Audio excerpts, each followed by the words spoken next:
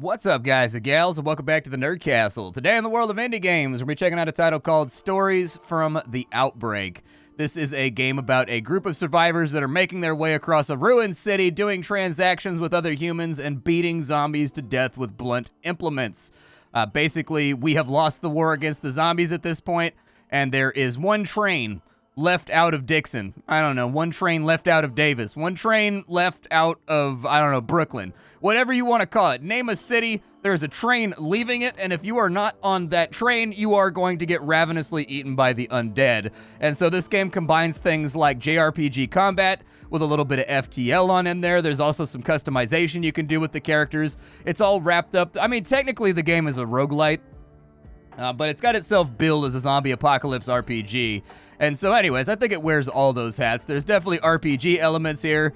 There are roguelite elements where you unlock characters and you unlock kind of things in between runs that make your next run a little bit more easier, a little bit more weighed in your favor. There's also kind of randomized roguelike elements in here. If you've ever played FTL, you'll instantaneously understand the transit system in this game. But yeah, Stories from the Outbreak. We're going to dive in for about 25, 35 minutes and see if it's something you wanted to add to your wish list or otherwise pass on. If after watching this you wanted to get the game for yourself, it's available as part of the Steam Next Fest. It's another Steam Next Fest demo. Because during the Steam Next Fest, no one could have ever predicted that I would be covering another demo. But we're going to dive on in. I think it's going to be a good time. I played the game for about an hour prior to this. We'll probably start a new game. There's not like that much to explain, but we'll probably start a new game so that you can take in some of like the theme and I guess the atmosphere. Let's go ahead and start it off new. We'll even put in like a tutorial. Why not? Just in case I forget something. I'll probably skip through most of it because I've been playing the game now for the last hour. But if there's something in there that I forget about, it might be a nice little prompt or like a nice little flashcard to remind me that like, oh yeah, I need to talk about that particular game system. We got two characters for right now. We have Anna. She's the damage dealer. She basically just beats bastards to death with a baseball bat. That's more or less it.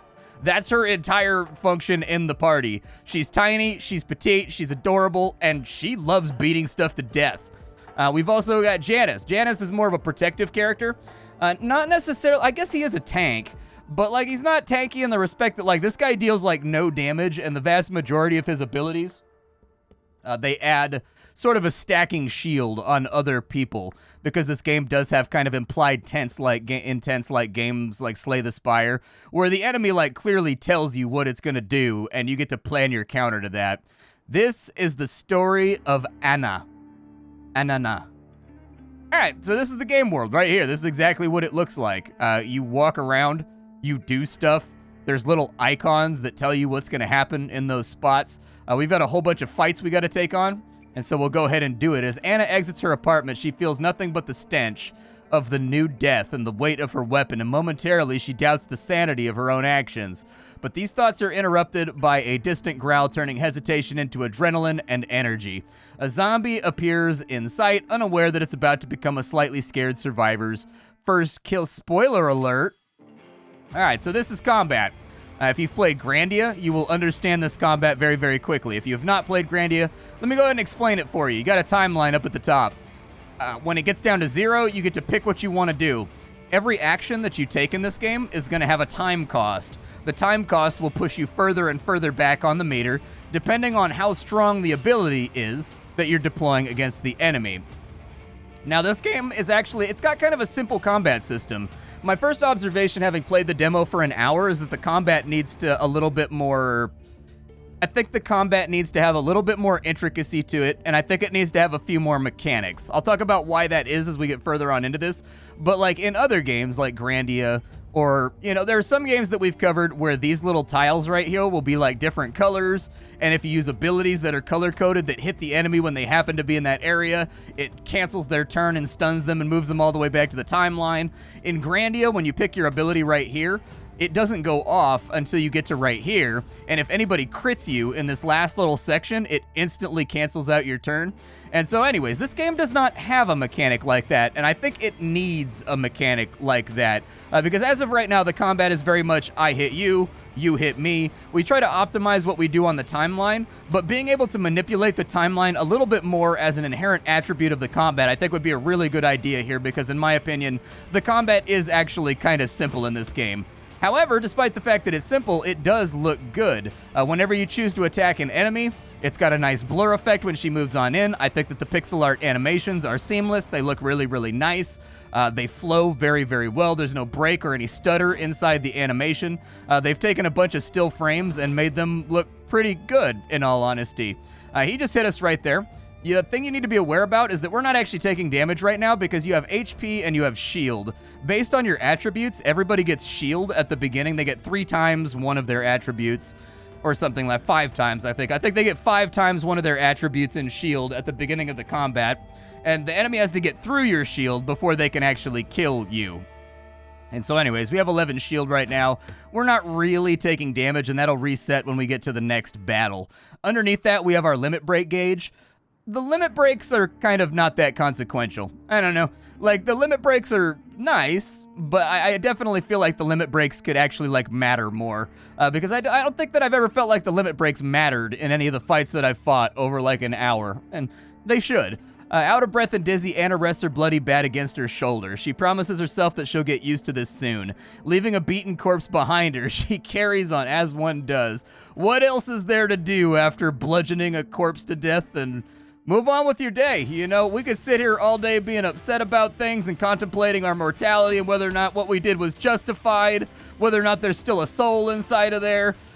But at the end of the day, Mariah gotta sing. You know what I mean? Like, the show must go on. 12 damage out. I'm going to carnage this guy. She's got 3 abilities, basically. She's got a normal auto attack. She's got a bleed ability that makes the enemy hemorrhage, and then she's got a middle ability that does a ton of damage, but basically makes it so that she never gets a turn ever again. I use the ability right there that makes it so she doesn't get a turn for, like, ever, because it does a lot of damage and it was killing the last foe. And so basically you really only ever use that ability if it allows you to eliminate a really dangerous enemy right now, and you don't mind sacrificing one of your characters for the foreseeable future, or if it's the final enemy on the map and you're just trying to finish it off. The dead bodies of these foes are a reminder that the team may yet find a way to survive in the dying city. Hooray for us. Your characters do level up, and so we just got unhinged intimidation. I'm getting the feeling that that violent tag on her rap sheet is probably more relevant than ever right now. All right, let's go down to here, and this is where we're going to pick up Janice. A familiar face makes eye contact with Anna, maybe a neighbor or someone she's seen a few times passing by. The man is sitting on a bench with a rusty axe beside him, and a motionless zombie bleeding on the ground next to him. He looks shaken. Maybe like Anna, he killed for the first time today.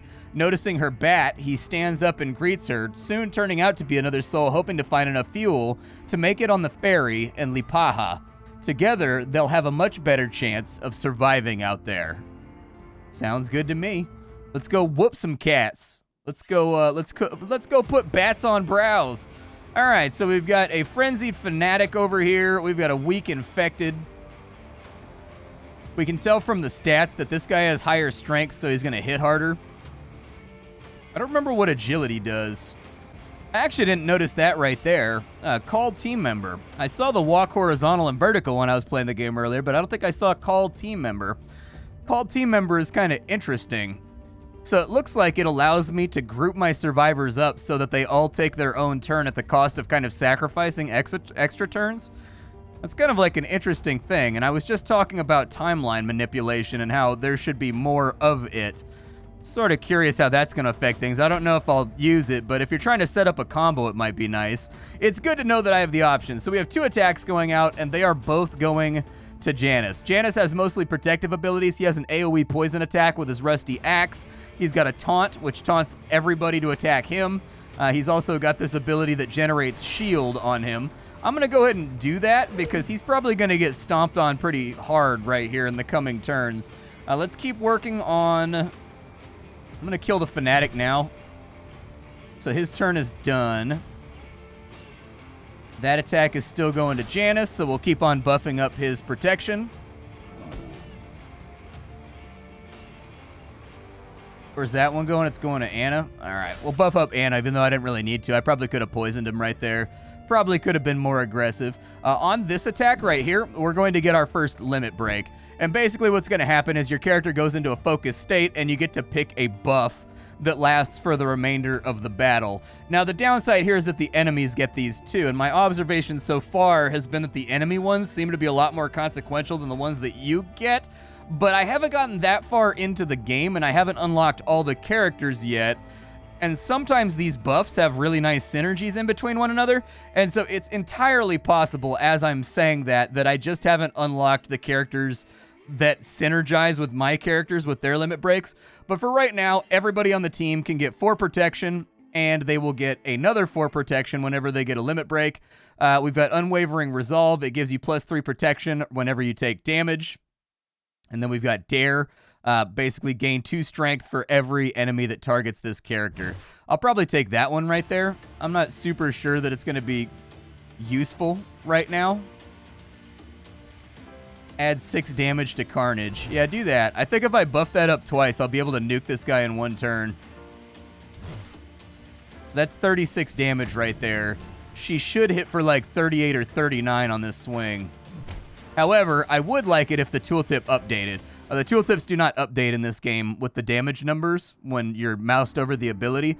They should. That's one of those bare baseline functions that if the character has a buff, if the character has something that's modifying their damage, the tooltip should reflect that. So it should say like, we'll deal 24 damage, and then with a parentheses, it would say like 38 right there, so that I know exactly what I'm getting out with all of my stat calculations taken into account. So this is the map. The map doesn't seem to randomize inside of this demo, but I am hoping that in the final version it does randomize. For right now, it is a static map. It's the same every single time you play. And so we've got 3 survivors, and we got to kind of pick which one we want to get. I don't really mind either way. So let's go get some food, I suppose. The team finds a recently abandoned Neversun corner store. Nobody seems to be protecting it. The security systems are lacking, and while most of the shelves have been emptied by the owners, there's still food to be found here for anyone desperate enough to search. The team can scavenge for food here. We've got optimal agility. Well, we don't have optimal agility. We have 1 less than the optimal agility. However, for these choices right here, I've never really liked esoteric sort of extrapolations like, you are likely to succeed. You are not likely to succeed. You have a, like, the stuff like that never really translated for me. I prefer to see, like, a solid percentage. That's just how my brain works. Very likely success can mean a lot of, there's some people that think a 60% chance is very likely. I personally am kind of like the sort of person where it's like 90% is very likely. Hey, the invitation of resources matters more than whatever consequences the noise might bring. The team smashes open the door using brute force and quickly loots everything they find in the store and in its storage room. Using a generator that must have belonged to the store's owners, they even managed to make themselves some coffee. Happy with their findings, the team moves on. I can't have coffee. I like coffee, but coffee don't like me. I have coffee and my stomach starts rumbling, dude. It's like 8 seconds after. I'm like, oh God, it's happening. I'll probably buff up her damage so I can one-shot a dog right now. There it is. One-shotted. Get wrecked, nerd. I'm actually gonna, like, poison this dude because he's gonna put a buff on himself. So it's not really that big of a deal right now if I just kind of DPS through. He's gonna do a buff again, so I'm going to continue poisoning him. I don't think that poison falls off in this game, by the way. Bleeding seems to go away on its own, but poison seems to kind of like linger in this game. Every 10 ticks on the timeline, you take the amount of damage that is on the poison droplet right there, if you were wondering how the system works. And there are characters that stack very, very well with bleeds, poisons, things of that nature. The dead bodies of these foes are a reminder that the team may yet find a way to survive in this dying city. Looks like she unlocked Bloody Triumph. Deal 12 to 30 damage, and if the target dies from this attack, lower the cooldown by 30 ticks, so that'll give it a 15 cost. And 15 is actually the cost of her cheapest attack, and so that's not terrible. I'll take it. It also looks like we got Road Salt. I don't know what Road Salt, did we pull it off the road? Enemies lose 2 focus if their turn starts on the same tick as one of the player characters. That's actually pretty good because the enemy limit breaks are things like double, triple turns and stuff, and so that's actually pretty good. Denying the enemy the ability to use focus seems like a good plan. Ah, but the things on the tiles are somewhat randomized. Okay, so the map itself and the wireframe map are not randomized, but last time I played the game up here, I found a different guy. This time around, we found... Who are you? Who are you and what do you do? Pragmatic, peaceful, and depressed. Fair. Fair. Understandable. She only has 1 armor, so she's very squishy. She has 4 skill, which means that she's kind of decent at range. She's got 5 strength, which means she's good at hitting stuff in the face, too. She has good intellect, good toughness, and good agility. In fact, I don't see anything in particular other than armor that she's kind of bad at. What does she do? She's got slice, so deal 5 damage with a +1 for every 4 ticks until the target's next turn. Okay. All units, player and enemy with turns in the next 12 ticks will gain 8 protection. Fair. That's very, very strong, but you've got to have it come up at the right time. Battlefield maneuvers. Reverse the order of all turns and action on the timeline. Huh. That's very, very interesting. So that puts her on the end of the timeline, if I'm correct. But if it's her, followed by a whole bunch of zombies, and then your guys, that would allow your guys to cut in line and to act before the zombie. Okay, this is what I'm talking about. This girl right here has the abilities that I'm talking about. Like things that help you, like, wide scale manipulate the flow of a fight. Alright, so we got a big dog over here. A bouncer who defends his allies. And then we have an infected over on this side. Okay, I'm gonna do unhinged intimidation, I think.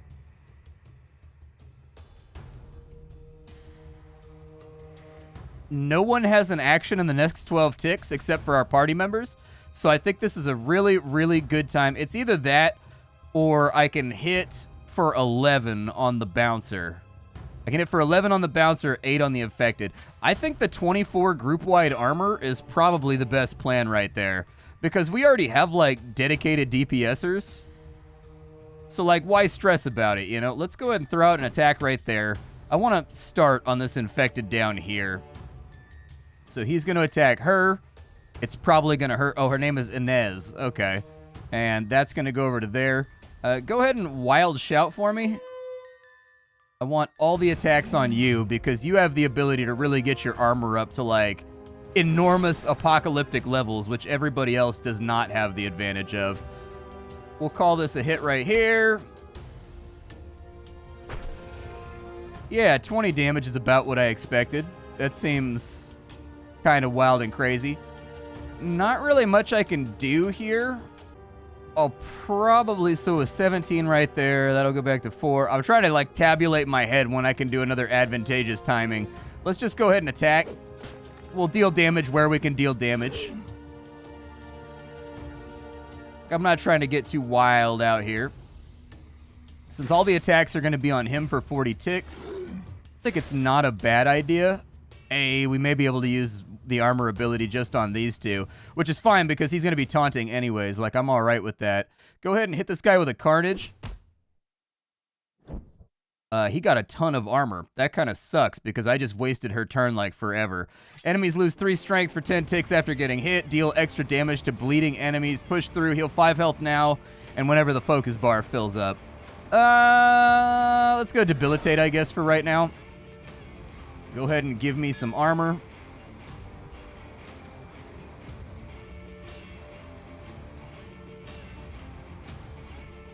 You go ahead and taunt, I suppose. And everybody get protect teammates. I'm trying to get as much armor up as I possibly can because these guys are actually hitting pretty hard. That's just going to be obnoxious to deal with. Where are you going? You're going after Anna? Okay. I'll armor up Anna then. We are kind of losing... Ooh, that might be good. Like almost 10 damage right there. I think he's going to... I think we got to go after the big guy. I don't think we have a choice. I don't want to go after the big guy. But the big guy is throwing out like such a ridiculous amount of armor that I think this fight's going to take like an hour if we don't do it.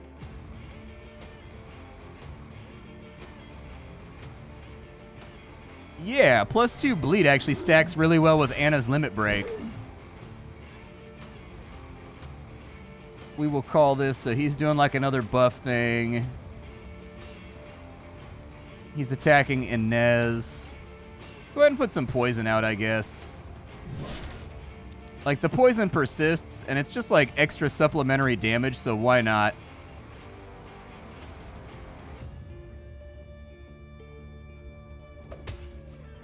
I might try to stack up some bleeds and things and just see how that goes for me.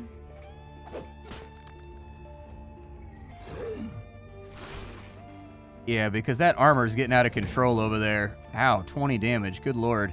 All right, so with 20 damage going, I'm going to stick to this bleed strategy. This bleed strategy feels solid right now.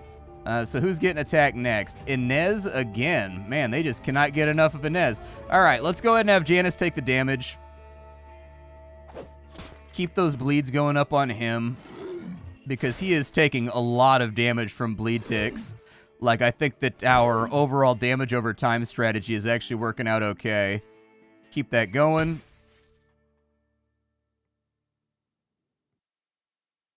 Hitting Janice again. Okay. Just keep that armor going up. Honestly, he's just like a defend bot. It's kind of rare that he ever gets the opportunity to actually do something, like, useful. I mean, I guess what he does is useful. He taunts and he keeps damage off my guys, but still. Defensive characters, what are you going to do? All right, so he's got 9 bleed on him. He should be dead really, really soon.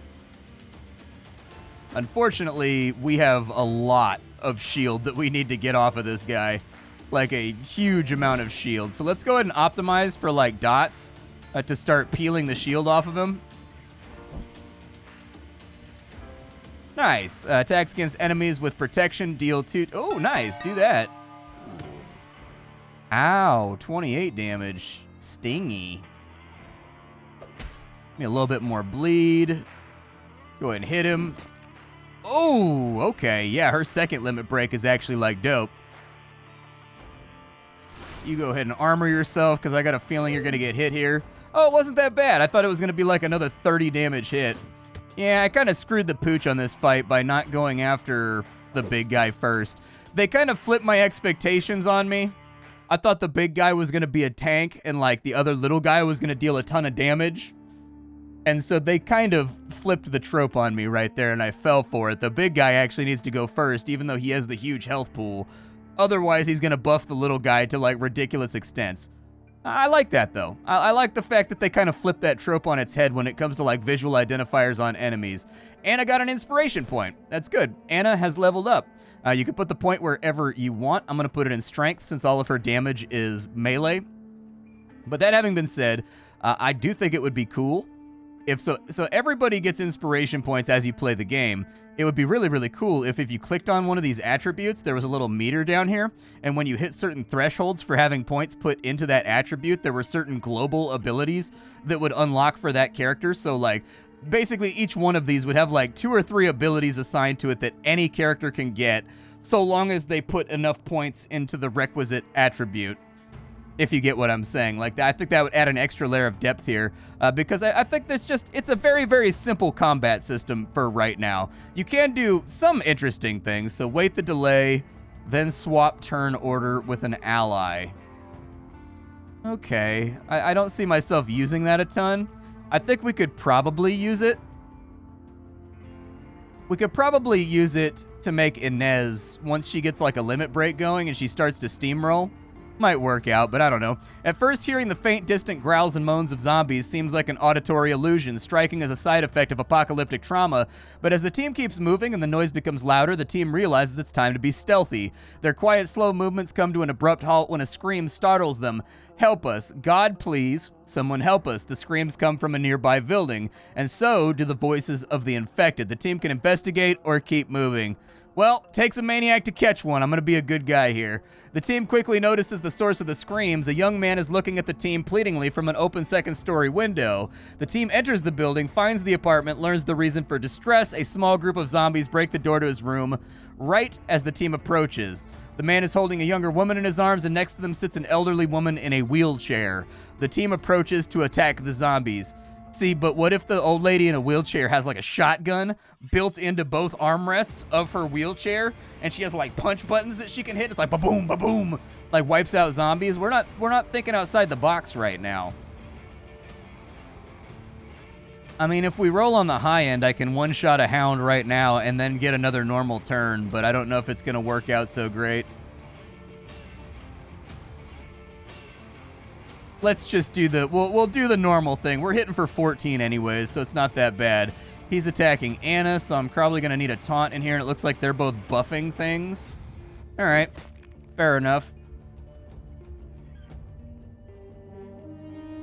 Get all the damage on our guy with the highest armor and defense. We will bloody triumph that dog right there so that we get our turn back faster. She's not really going to get that much bonus damage against the dog.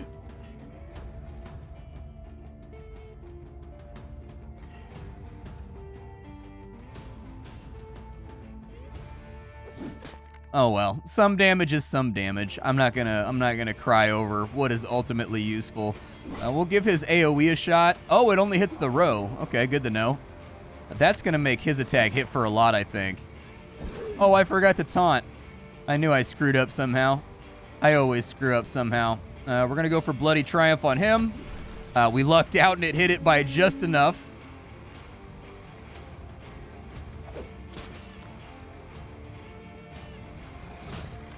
She actually took damage right there. What a bummer. Put some defense on her so that the bleed doesn't eat away all of her attributes. And then from there, we'll go Unhinged Intimidation into a slash.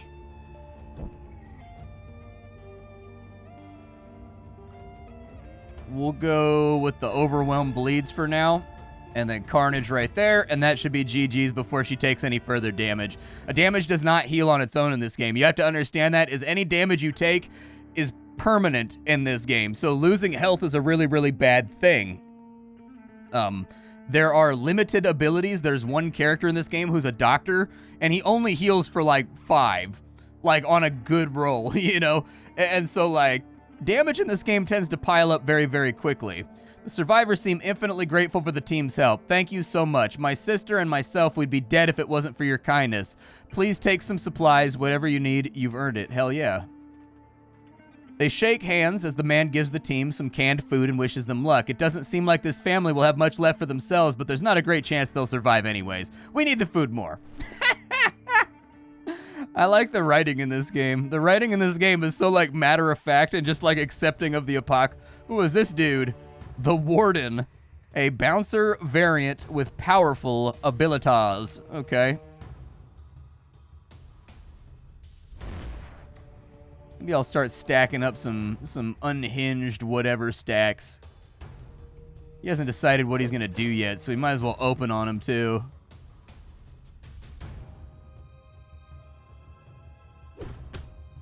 That's a big chunk of health he just lost. All right, so he's attacking somebody. It's Inez. Let's go ahead and taunt. She should get a nice damage bonus right here. Although technically she can run her advantageous timing. And since Giannis or Yanis or however you say his name is about to get smacked, it might be a good idea to future-proof since I have no idea how hard this ability is going to hit. Yeah, that's kind of what I thought. All right, fair enough.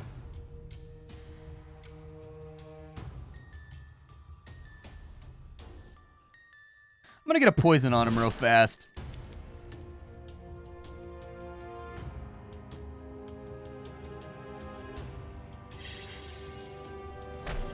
That did not work the way that I wanted it to. I thought the preview up here was going to be accurate. It's not. The preview up here should be accurate for when you use that ability. Like, I was wondering why all it did on the timeline was shift her back and didn't show you what was going to happen. But it makes sense now. All right, so he's going to attack Inez. No, you're not. You're going to attack Janice. She just lost a big chunk of health, though, which kind of sucks. Let's go for +4 protection to all party members because we're kind of tapped out on protection right now. And then we're about to get our limit breaks pretty soon.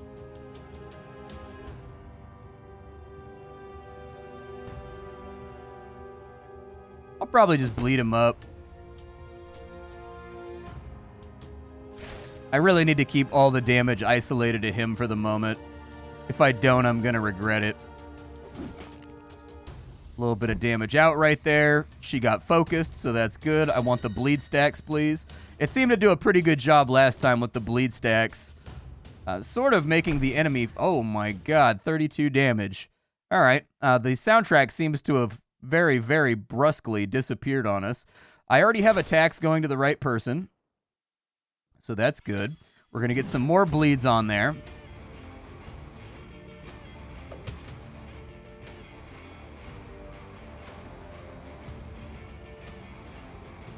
My man's about to get smoked. Yeah, just up armor yourself. I don't think there's anything else we could do. Yeah, it was a chunky hit. This guy's a little bit of a concern. He is inside the kill zone, though, of Carnage.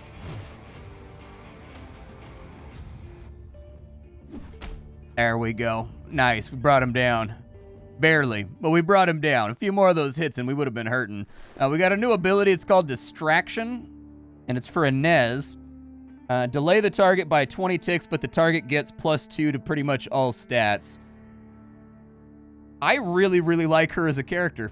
I'm going to be honest with you, Inez, by far my favorite character so far. She has so many interesting little interactions. Like, I've played 5 of the characters, including Inez now, in the time that I've played the game. And Inez is the most interesting. There's a guy with a gun who's got sort of, like, interesting mechanics. There's a doctor who is exactly what you think he's going to be. He has bleed attacks, and he has healing. You have Janice, who's our defensive guy, and you have Anna, who's like the bog standard DPSer. But Inez is the one that's very, very interesting to me. We want his armor to be higher, I think. Is there anything here? I was going to say, I was hoping something here would increase damage mitigation, but I'm going to give him an armor point because that means he'll spawn in with 25 armor to tank with. Among the presumably expired, unusable food, the team spots some precious canned goods, or at least the team can see them while shining a flashlight through the gaps and roller shutters blocking the entrance. They know there's resources inside, they just have to find a way in. We have 2 impossibles and a 50-50 coin flip. Flip it! Hey, some kicks, some slams. Clever use of tools allows the team to force into the security system. It's tough physical work, but a sense of pride and accomplishment reaches the team when the task is done. We didn't have to pay for it. It wasn't even $3.99. I didn't have to load up my online Bucks card. Inside, they find a dead body of a middle-aged woman, seemingly one that met with an old death rather than an infected death. That appears to have lied here for several weeks. The cause of death is not apparent, with the only clue being a note left on the windowsill. Inuta, I will think of you always. The team walks past this scene and grabs the supplies. Yup, we're mercenary about this thing. I don't care. Let's see. Your team has arrived at an empty but seemingly secure and hidden location. You may rest here and prepare for the next day. All right. Yeah, I think we can heal up. That sounds good. The old man smiles mysteriously as he makes his way towards the team, and the hounds, not immune to the unfortunate effects of the new death, follow loyally by his side. A strange humanity is in his infected eyes, somehow even more haunting than the lifelessness that the virus instills in others. It's a dangerous humanity, reflecting a mindful cruelty that the other zombies, too primitive and beastly, would not be capable of. The growls of the hounds by his side indicate they won't allow you to flee. There's one way to settle this: face the man who has befriended death. Our first boss fight. Good stuff. I'll probably just start whooping on the Houndmaster. That sounds like a solid play to me. We can get some free armor right here for our tank, which I would recommend doing. We should force the enemy to attack our tank for the next 40 ticks, even though there's not really that many attacks going out. The dogs are both going to buff damage if I know this game at all. So Janice should probably make sure that he's topped up on armor over everything else. Yeah, because these guys, I think, are getting, like, strength buffs or something. We're probably about to... Oh, they're increasing focus. I see what's happening here. Do I have anything I can actually do? No, we're kind of going first right now. Just keep all DPS on the Houndwalker. It's not much, but it's what we can do. Wait, didn't he taunt? I swear to God, he taunted, didn't he? On his first turn? What happens if there's a tie? Oh, it gives it to the player. How generous.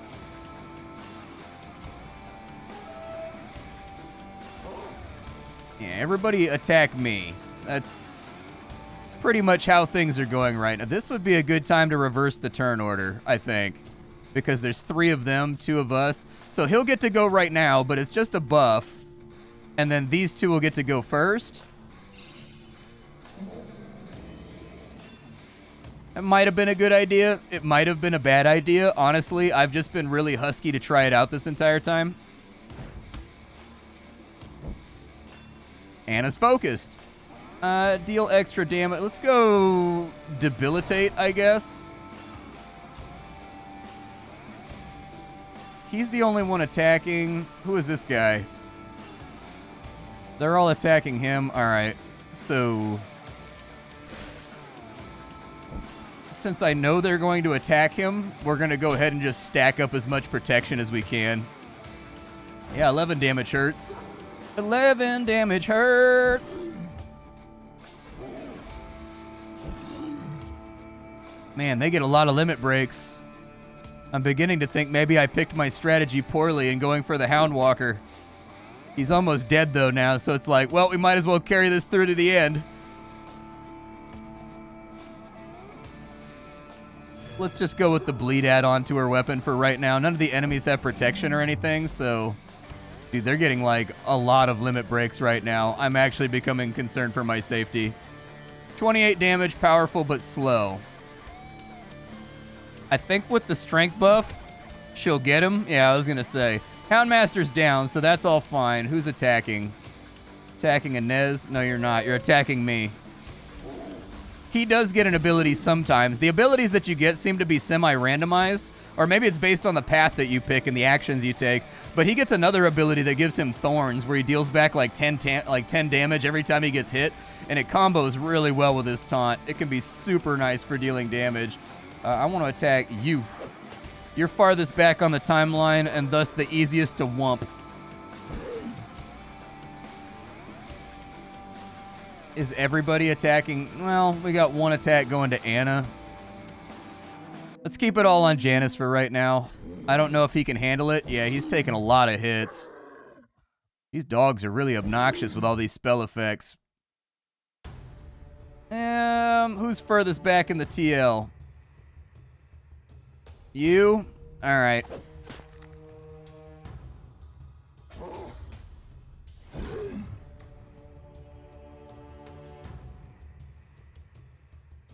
We may have to let somebody else take aggro for a minute. He's getting kind of chewed on.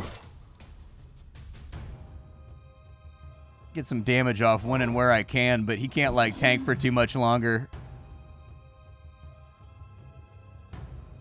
I don't really know if I have anything I can do here. The cooldown on that one is so long that I'm, like, really hesitant to use it. Like, if it pushed the enemy back by the same amount that she gets pushed back, I think it'd be worth it. But right now, you're basically, if you look at the addition of that ability, you're flatly giving up 14 TUs. So I feel like it's really just a desperation ability, plus the ridiculous buff the enemy gets. I don't see myself using Distraction very much, unless it's just to finish off, like, a final enemy in a stack.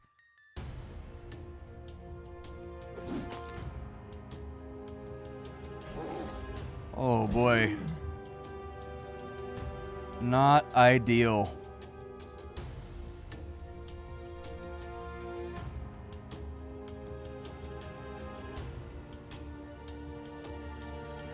Inez is dead here. I don't think there's anything that I can do. I mean, if I get really lucky right here.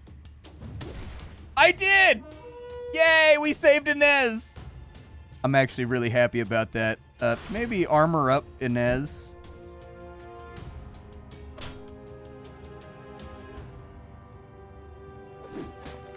We gambled and we got a perfect roll. What are the odds? What are the odds? Cutting this fiend down feels like a genuine act of heroism. The team has banished something above the simple, unthinking bloodthirst of the other infected. It's unclear whether the haunting smile of this Houndwalker reflected unyielding wisdom or perhaps it was a sign of pure evil. Cool. Well, I got 2 fuels, so that's pretty rad. And then it looks like... Oh! Apparently their abilities evolve. So we can get Home Run, which gives us +1 strength, so that's +2 damage for the rest of the battle if this kills an enemy, and it cuts the cooldown pretty much in half. Or we can double the damage on this thing, cut the cooldown down by 2, it inflicts 3 bleed, and if it kills somebody, this attack costs 8 TUs. Oh wow, these are both really good. I like both of these a lot. I could see potential options with both of these. Dance of Death, dude. I'm a gambler. I can't help it but roll the bones. I gotta do it, and we got a new trinket, too. Nice. Enemy bleed no longer disappears. Nice, dude. Hey, we got the doctor. Sweet. So, since we're at the end of the video, let me explain what happens here. When you lose the game and you die, it fills up a little experience meter, as you might expect. The experience meter unlocks new things. And in unlocking those new things, new trinkets and new things get circulated into your playthrough. All the characters that you found on your run, I believe they are unlocked at the beginning of the game. Like, I'm pretty sure we can now select all 4 of these characters for our starting 2 if we want to. And so it's got a little bit of that right there. This is a cool game. I like it. It's simple, but I'm starting to see some of the interesting things come out. I still think it could use another layer of complexity, either in the combat or in, like, the stat management. Like, just an extra layer of kind of customization. But other than that, it's a simple, no-frills zombie apocalypse game where everything functions fine and the game looks great. That's pretty much it. It's also got a rockin' soundtrack. My name is Splattercat. I sift through the pile to find what's worthwhile in the world of indie games every single day so you don't have to. Today up on the chopping block, we were playing Stories from the Outbreak. Tomorrow we'll be playing something else. Thank you for sharing your time with me. I'll see y'all later.